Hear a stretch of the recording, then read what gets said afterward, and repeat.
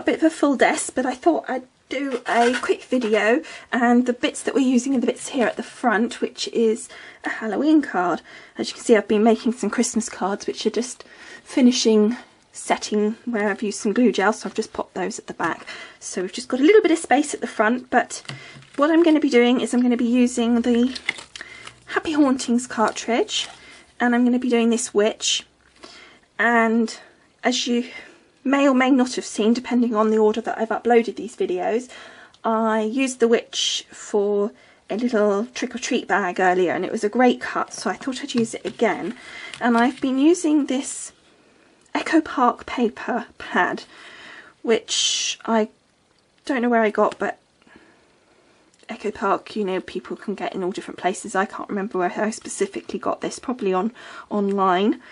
And it's got some great images and different patterns in there that aren't necessarily even Halloween, like this beautiful polka dot, but then you've got this great cobweb design. So there's some great patterns in here. I noticed that in the latest Cricut magazine that they've been using this Echo Park for some of the cards, and really annoyingly I noticed in there that one of my design ideas for a card, which I thought was really original, has already been used, so that's a bit annoying, so you won't be seeing that one.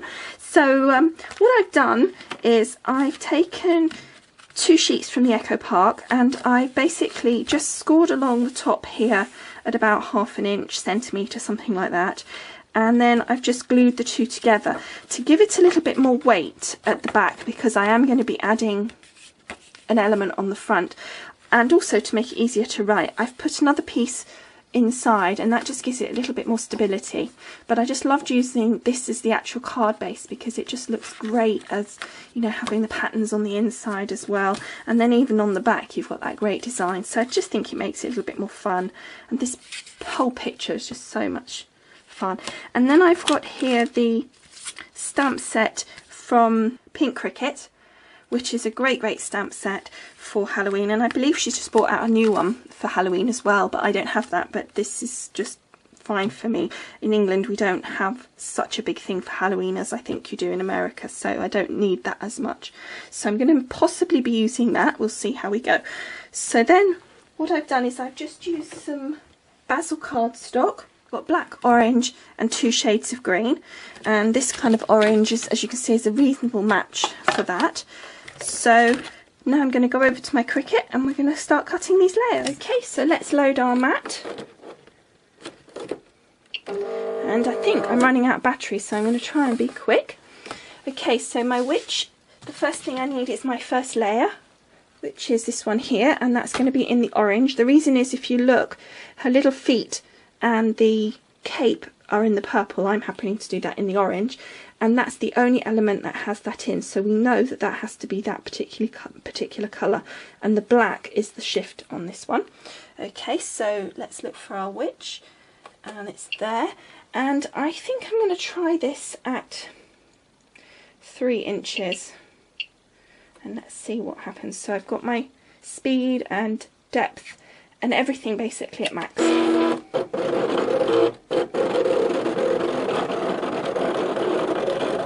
I'm thinking that looks like a really nice size, so let's try line return.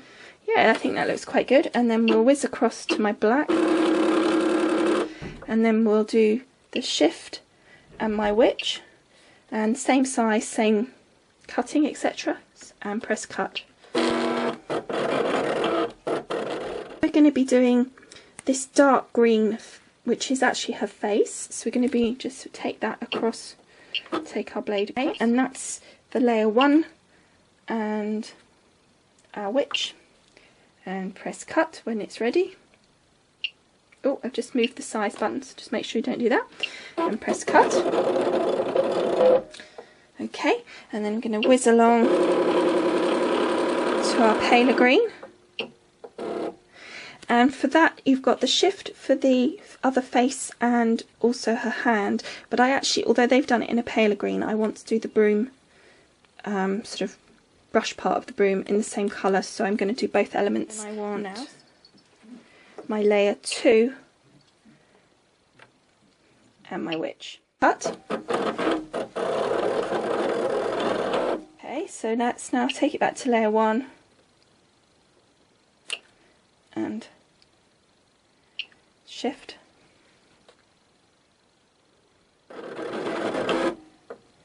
Okay, and then unload paper, and all our pieces are cut, so I'm going to go and put that together and we'll meet back at the table. Okay, so here's our mat with all our elements on, so let's just lift the paper.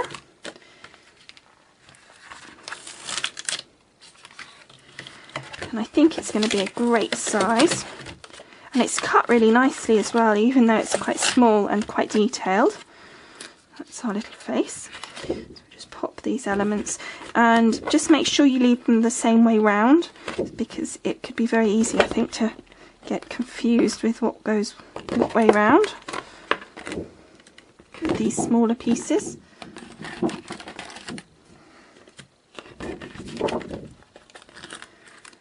Okay, so let's glue these together now, and I'm just going to use some wet adhesive. I've got some PVA tacky glue, which is very similar to your Scotch quick dry glue, I think, so same sort of idea.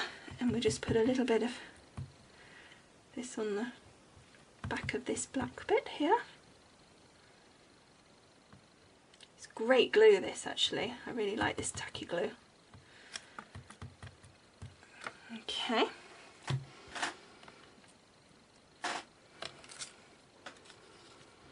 And then if you line up the little broomstick, I think, because that's quite a detail, and pick it up in your hands, I find that a lot easier to do. There we go.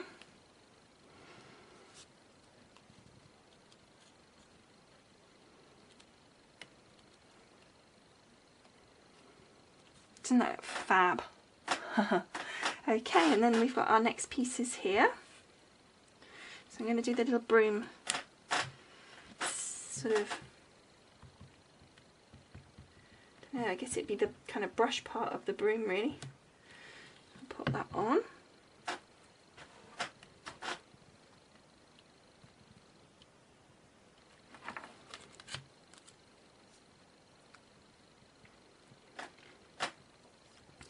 There we go.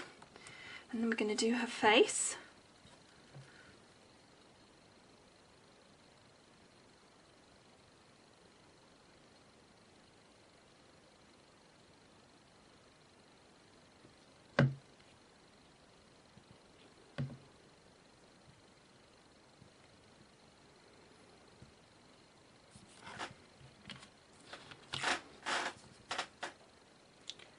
And this is the dark layer, is the bottom layer that you put on. And it suddenly starts to come together. There we go. And then we do the lighter layer on her face. Oops.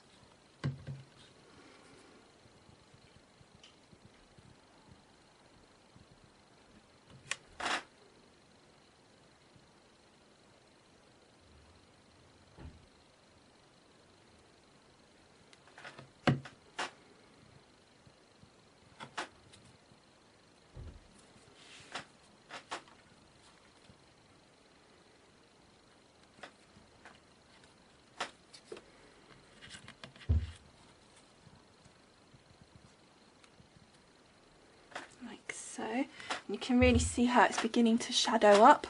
And then the last piece that we need to do is her handle. On the handle.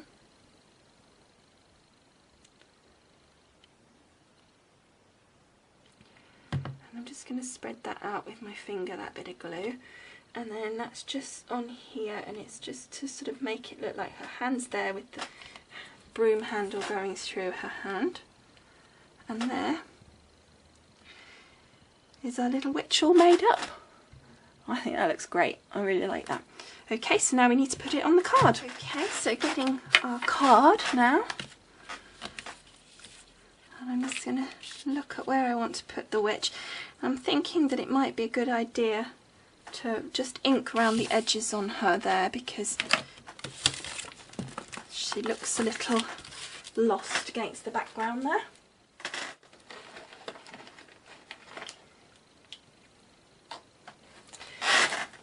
So I'm just going to use some chalk ink, and which is the Verse Magic, and one of these little daubers. I may have enough on here, so I'll just, yeah, I'll just use what's on there, I think.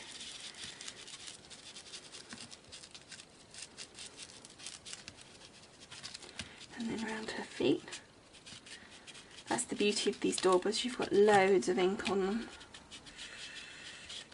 And then we'll do some around the edges of the broomstick.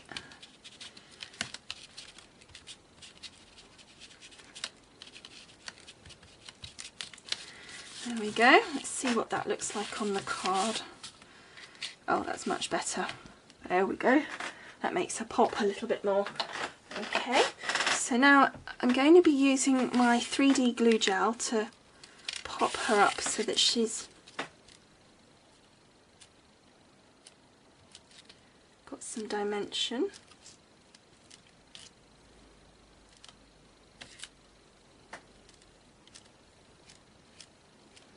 But I don't want it like massively high, so I'm not going to do loads of height, just a little.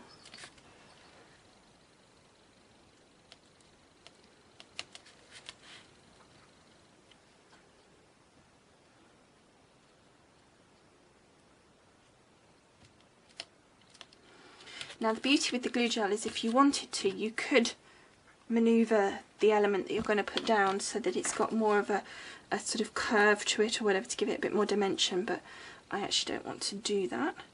Now what I also don't want to do is cover that little bat. I'm just going to clean up that bit of gel there that's showing through. There we go. So let's think about where her, I think,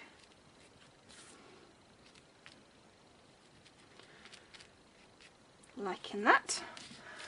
Okay, now the last thing I need to do is put my sentiment on at the bottom, and we've got Wish You Were Here,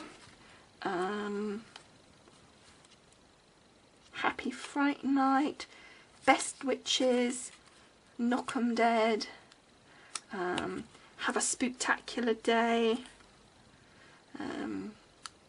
Boo, Happy Halloween, No Tricks or Treats. So there's loads of notes on there, but I'm thinking that I really like Best Witches. I think that just seems a little bit of fun. Okay, so I've got my little clarity stamp handle, which I'm going to use to stamp this image, and I think I'm going to use the brown chalk ink to do it with,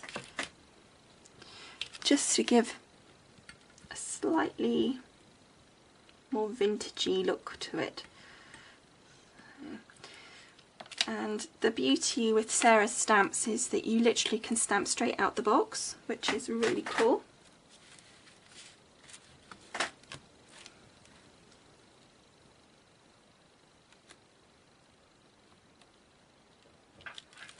There we go.